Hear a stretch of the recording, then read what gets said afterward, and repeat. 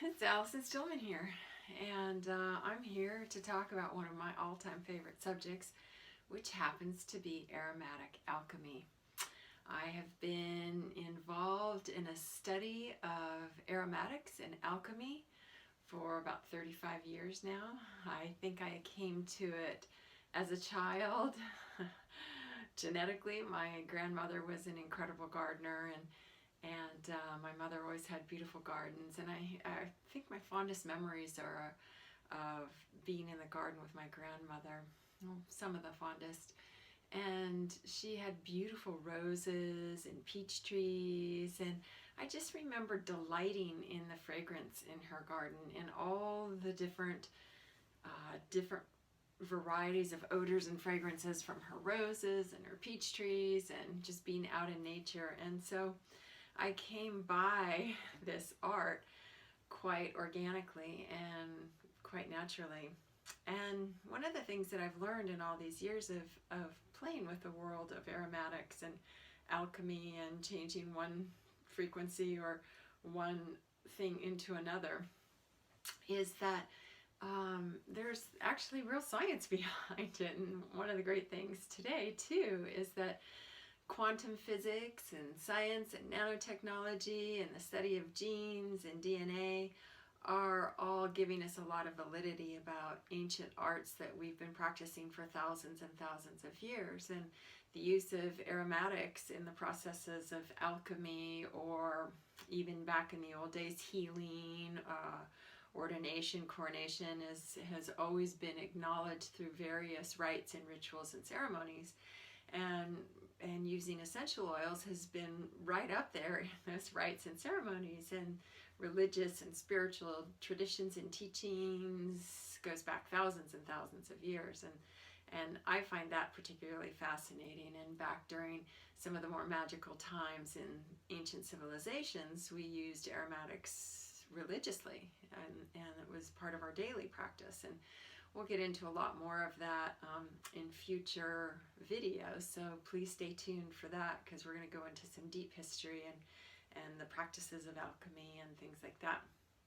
But right now I really wanted to just talk about aromatics and what makes them so magical, if you will, and so mystical, if you will, and what gives them their potency and their power. So essential oils and the use of essential oils has been deemed a term called aromatherapy. And I like the use of aromatics for all manner of different things. And I think it stems from my love of being in the garden and being around plants and loving fragrance and being outside and being a part of nature. And so I've always had a very close relationship with nature and plants, and have communed with plants just as you might with a human. So anyway, one of my quirky, weird personality things, or actually I think I like that it's weird, because it means I'm not normal. Anyway, so the use of aromatherapy, essential oils, aromatics are the distilled essences of plants and flowers and petals and leaves and grasses and roots, and they're distilled in very exacting formulas so that the live molecules are transported into the finished product of the essential oil. It's a very, very specific science, very detailed science, and there's not much written about distillation. It usually gets passed down from generation to generation, from talisman to talisman, and from distiller to distiller, and the formulas are kept very secret. But what I've learned over the years, and I've done a lot of distillation with a lot of different masters, who I'll call masters, and grown the plants, harvested the plants, distilled the plants, made the oil, made the hydrosol, used them in ceremony and everyday use. And what I've discovered is that when you have oils that have been distilled with integrity, they have a lot of that potent life force and natural intelligence and ability to work on a lot of different levels with us. So when you distill a plant or a flower or grass, what happens is you take an alembic pot, and that's, depending on how big of a distillation you're doing, that can be small all the way to grand size, and you'll cut freshly harvested materials, and you'll put them into that alembic distilling pot, and you'll have some source of heat underneath it that generates steam in water that'll be in the very bottom of the container. And it starts to boil and create steam, and the steam goes into the plant material, breaks down the plant material, and carries all the molecules of the plant material into a condenser and into a catch pot. And in that catch pot, what happens is as the water cools, the essential oil, it will rise to the top, because oil and water don't mix, and you skim off the essential oil. What's left is called a hydrosol. Hydrosol contains quite a bit of water-soluble molecules from the plant. Now, essential oils, when you think about essential oils or aromatics, essential aromatics, the plant materials or the essential oil that's in these plant materials is very akin to the blood in our bodies. And the blood, as you know, carries genetic information, coded information in the RNA and the DNA of our cells that determine whether you have blonde hair, whether you have blue eyes, whether you have light-colored skin, dark-colored skin, red-colored skin. And a mix of all of those things gets compiled into the DNA of our cells. And essential oil is very much like the blood in us. And in our blood, we have all kinds of hormones and things that tell us when to go into certain moods, or when to experience certain things, or to age, or to shed our hair, or to get sunburn in the sun. All of those things are information that gets carried in the bloodstream, and the same holds true for essential oil. So everything that a plant or a tree or a flower needs to survive and thrive, and also to recycle itself, is contained inside of that essential oil. So it has every bit of information that plant needs, and it carries things such as when to go to flower, when to go to seed, when to go dormant, when to die, because not all plants are perennial plants. Some plants only live for a year or 2 years. And all of that information is encoded in the essential oil. It'll also send out a message if it's not getting enough water. It'll produce certain things in the plant to protect it from water loss, or to protect it from scalding summer sun when it hasn't had enough water, or even to protect it against insect infestation. And it'll have some sort of repellent that will repel certain pests to the plant. So the interesting thing about essential oils and aromatics is that the essential oil, being very akin to the blood in humans, has a very symbiotic relationship with us. And over the course of the last 35 years, using lots and lots of essential oils, I've seen how we can really affect a change in the physical body, the mental body, the emotional body, and the spiritual body, using aromatics in very distinct and different ways, and different aromatics in very distinct and different ways. So, we're going to talk a little bit now about how essential oils work and more of their components. So the wonderful thing about essential oils is that they're now starting to be researched once again pretty extensively. We didn't really have an awareness of aromatherapy until the early 1900s, 1920s, when Maurice Catifas, who was a scientist, was doing lab experiments, and he was in France and had some lavender essential oil and began a deep course of research at that time due to an accident he had in the lab. And up until that time, we hadn't seen essential oils and aromatherapy and aromatics for quite a long time. I think close to 800, 900 years. And I believe a lot of that was due to the Inquisition, because using essential oils, which was also the first stage of our modern medicine as well, all came from plant-based medicines and materials. So during that time, the use of aromatics really went underground, and there wasn't anything written about it. And since the early 1900s, there's been a big resurgence in essential oils, and we're seeing a lot of companies now coming out with aromatics and essential oils.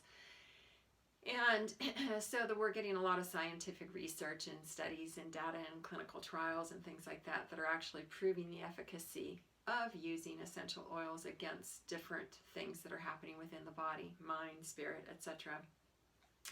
And I've done a lot of really interesting studies over the years as well. The most recent study I did was with the elderly population in a convalescent care center. And I worked with the Alzheimer's and dementia patients for about 1.5 years. It was originally going to be a 6-month study, and I fell in love with them all and ended up going for 1.5 years. And what I found was very interesting. First of all, I used a lot of oils that were very calming in nature, and also oils that would bring them very alert. And it's very interesting because as we age, we tend to lose our sharp sense of smell, and some people lose their sense of smell altogether. And I found with memory issues that the sense of smell tends to disappear as well as the memory. So I would come in and I would have them smell certain oils, and simply by putting a drop in the palm of their hands, having them rub the palms together and inhale.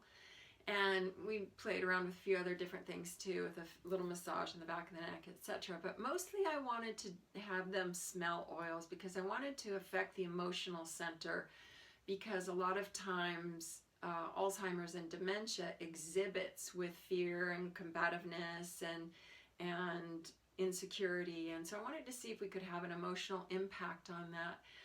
And what we discovered, quite delightfully, was that even if they couldn't smell the smell, they had the effect in the brain, and they would describe the effect that they were experiencing in the brain. For example, when we would smell rosemary, it would elicit memory in people that didn't have a sense of smell, and it would also exhibit as refreshed, bright, clean, and those would be the adjectives that they would use, which is exactly what rosemary does. When they did long-term studies on how students are more effective when they study smelling rosemary, the difference in their testing scores was significant when they did that. We're going to talk a lot more in the future in some of our videos about those studies and the effects and the numbers. But for now, suffice it to say that the study I did was so successful and had such positive effect on the elderly that they chose to start diffusing essential oils, and they would diffuse lavender essential oil, which is very calming and sedating, in the late evening when they'd start to sun down a little bit, and they'd want them to stay calm and not have combative feelings come up around dinner time, that kind of thing. And in the mornings, we would diffuse orange oil. Now, orange oil is a wonderful oil in that and orange oil, I should probably back up a little bit and just explain a little bit about lavender and orange. So lavender is distilled generally from Lavandula officinalis or Lavandula angustifolia. There's a lot more species of lavender, and they have a lot of different effects, but all of them are very calming and sedating when used in appropriate dosages. And they're also probably the most widely studied at this point in time essential oil. And what they found is that they have over 350 different scientific characteristics or chemical constituents in that essential oil. Things like anti-inflammatory, sedating, analgesic, antiseptic, antiviral, antimicrobial.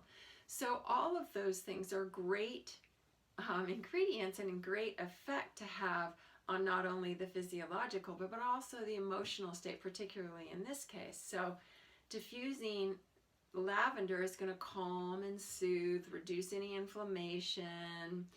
And then in the mornings, we would do citrus aurantium or orange oil. And orange oil is actually cold pressed from the rind of the orange. And don't know if you've actually peeled an orange and paid attention to it, but generally there's a little spray that comes out. That's actually when you're opening up the little essential oil sacs, and it smells really delightful. It's what gives orange its color, its flavor, its fragrance. So the essential oil again has a lot of the antiviral, antimicrobial, but more importantly in that situation, the orange oil is very uplifting. It's an oil that's used for depression a lot. So inhaling the fragrance of orange is going to bring joy to the system. So in the mornings, that's a great oil for them to smell because it's going to induce this happy, positive, joyful feeling inside of them. So that was a really interesting study around the effects on the emotional and behavioral aspects of the brain. And one of the things that I find most fascinating is how essential oils actually affect the brain and the emotional center and behavioral center. And there are just so many wonderful studies about that have happened over the last 20 years. But one of the reasons that happens is that the limbic system, which is the sense of smell, goes directly into the brain, and it affects the emotional center and the behavioral center and also the memory center of the brain. And back to the study that I did with the elderly, when we smelled rosemary, even the people that hadn't had a strong sense of smell ever, or even a sense of smell, or had lost their sense of smell, the rosemary would elicit memories. For example, I had one woman who couldn't smell it, but she said, "Oh, this reminds me of my wedding 55 years ago," and went on to describe the detail of her flowers, the flowers on the table. And this is a woman who had Alzheimer's and didn't remember much, right? So she got a brief window into her memory due to the just simple inhaling of rosemary into the brain. So it's a really incredible way to affect the emotional center and the behavioral center. So if we're talking about alchemy, let's go back to alchemy for a minute. If we're talking about alchemy, what does alchemy really mean?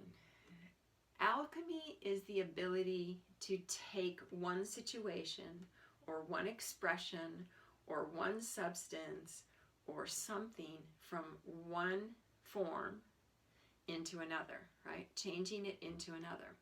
So with aromatics, you get alchemy that happens on a lot of different levels. We're just talking about how you can affect the brain and how you can affect the emotions from one state into another. And it happens very, very quickly.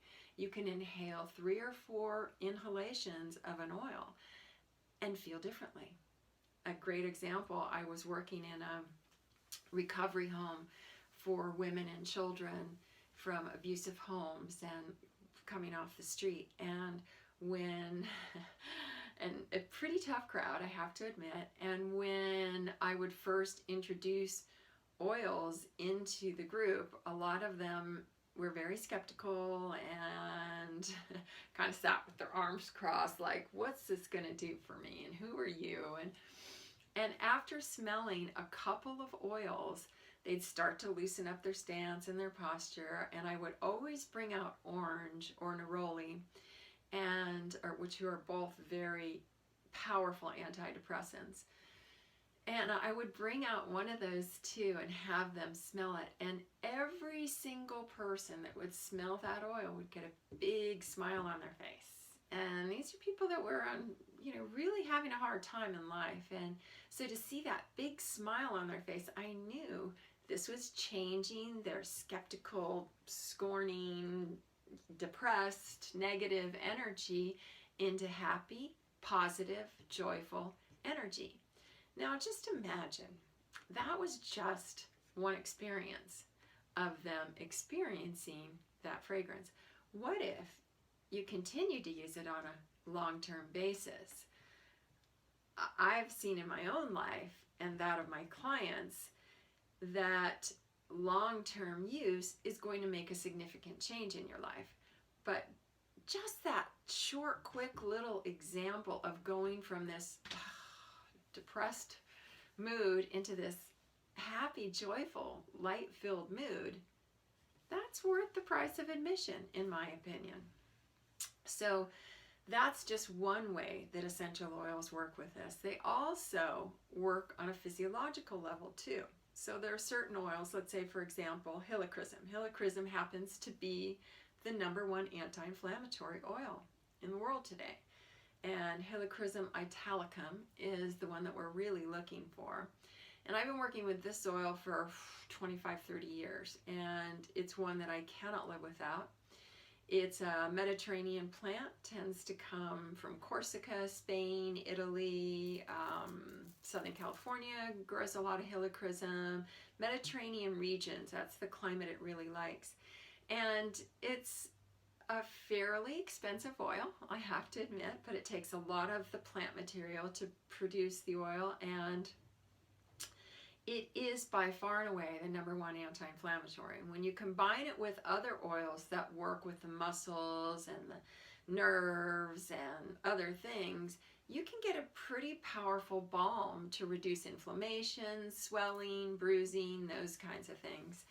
And so on a physiological level, it's actually going in and reducing inflammation, right? So they're the anti-inflammatories. They also happen to have a lot of analgesic properties, antiseptic properties, nervines. There's a lot of different components to certain oils that perhaps you would put into a blend, say, where you're mixing a few different oils to use it as an analgesic balm for an injury in the skin.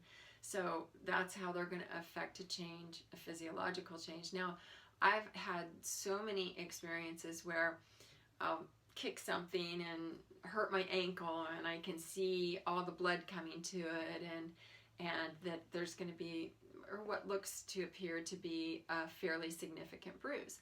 I'll take the blend that I've created to reduce inflammation, and I will put 4 or 5 drops in the palm of my hand. I'll massage it directly onto that area, and I'll hold it and apply compression, which really helps to reduce bruising as well. And I usually hold it for about 10 minutes because essential oils are very volatile. So when you rub them on the skin, if you don't hold your hand over it, there's a tendency for them to evaporate. So you want to allow those oils to actually penetrate into the epidermis and into the dermis and really work to reduce the inflammation and swelling. And I've staved off many, many a bruise by doing this.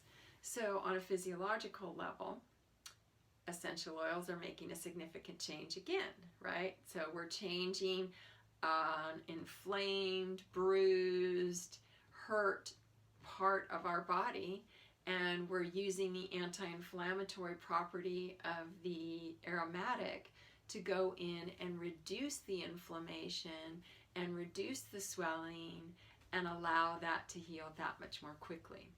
So on a physiological level, we're watching a lot of alchemy happen with oils, and there are a lot of studies being done around the world right now about the physiological effects and allopathic effects of essential oils. We won't get too much into that because we want to just make it all about the wonderful effects of essential oils and not make any kind of claims, medical claims anyway. So the other way that aromatic alchemy can occur, and this is one of my favorite arenas, is in the spiritual world, in the spiritual aspects of who we are. and our progression and our awakening and our moving into awareness and connecting into the divine on a much deeper level. And the interesting thing about essential oils and spiritual development and awakening and awareness and consciousness is that essential oils have been used for thousands and thousands of years in religious and spiritual ceremonies. In fact, you find today a lot of the rites and sacraments that are performed in churches and in religious ceremony are based on even more ancient practices done in temples in Egypt and Samaria and Mesopotamia, and some of the more advanced ancient civilizations that used anointing rites with essential oils in all different manner of celebratory or initiatory rites and ceremony. And so they have this inherent wisdom and knowledge in their morphogenetic field as a plant, and the blood, you know, how we pass along from generation to generation to generation certain genetic inherited predispositions and genetic information for the color of our skin, etc., gets passed down through generation and generation. Well, information about how plants have grown and evolved and developed gets passed down in the essential oil as well. And the essential oils, the spiritual oils, for example, everyone's heard of frankincense and myrrh. And frankincense has been used for thousands of years, was once worth more than its weight in gold, and is considered one of the holy sacred oils and still is used around the world in a lot of different churches and religious ceremony and ritual. And they've done a lot of studies now recently on frankincense, and what they found is that frankincense actually has psychoactive properties, which means that it's really good for enhancing or inducing visionary states of awareness and consciousness. And so when we're looking to deepen our connection to the divine or to God or whatever name we want to call it, we can actually use essential oils in our meditations and in our practices, in our prayer practices, in ceremony and yoga and all the different ways that we like to practice going into deeper states of awareness and consciousness and stillness, will actually open up and expand an awareness of your divinity or your connection to source or your connection to God. And so in that way, I think that's one of the greatest fields of alchemy that we're just beginning to witness today in this society and in the world, and one that I've practiced for a long time. And I've found that using various spiritual oils that have been used for a long, long time, including frankincense, that I have induced a lot of very profound visions and experiences and deeper knowing of who I really am in this world. And so we can do very simple little ceremonies like taking an oil that we have blended for the specific purpose of deeper spiritual connection.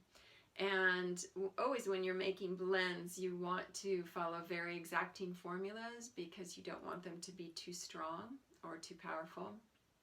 And you really need to know the proportions to actually have it strong and effective.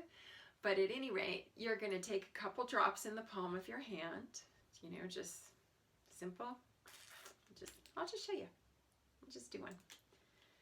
Take a couple drops in the palm of your hand, and you're going to put a little intention, a little thought, a little prayer into it, and you're just going to dip your fingers in it like so, and you're going to anoint the visionary state, the visionary center of your being, and just give it a little massage in there, stimulate that third eye center, the home of all of our heightened and altered visions come through.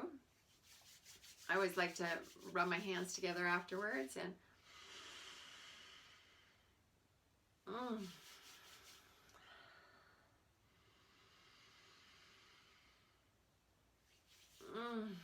and there, see how easy that is? You just take a couple little inhales and it really changes how you feel, you know, your awareness and your thinking and your demeanor. I mean, I could just feel this whole peace come over me as I was inhaling that oil. So very simple little anointing rituals like that are a really great way to experience the deeper spiritual aspects of aromatics and the alchemy that gets created. So you got to probably see, it may have been subtle, it didn't feel so subtle for me, but you got to see how inhaling and just applying a small amount, it was just one drop, a small amount, actually had a physical sensation, experience, shift, change, as well as an emotional experience and shift and change. Very, very powerful alchemy. So going from this place for me of focusing on sharing information with you and imbibing of the divine wisdom that comes from being in the presence of these plant masters. And I went deeper and I just kind of disappeared for even a moment. And it shifted where I was. And to me, that's alchemy. That's what aromatic alchemy is all about. Taking you from one state, one emotion, or one even thought. I mean, the thoughts that come in, the memories that show up when you're working with oils and aromatics and looking to create a little alchemy in your life. There's all different ways to use these to create different kinds of alchemy. And we're going to be talking more in our upcoming videos about the alchemy of love, the alchemy of abundance, and how we can use certain oils in ceremony and ritual to create more love, to create more abundance. And then we're going to go on even deeper and look at the alchemy of transformation and really how to change and transform and step into the biggest expression of who we are in this world through the use of aromatic alchemy. So I hope this was useful and awakened you even further into the love of aromatherapy and aromatics and the possibility of alchemy in your life and magic. And I'm grateful for you, and I send my love.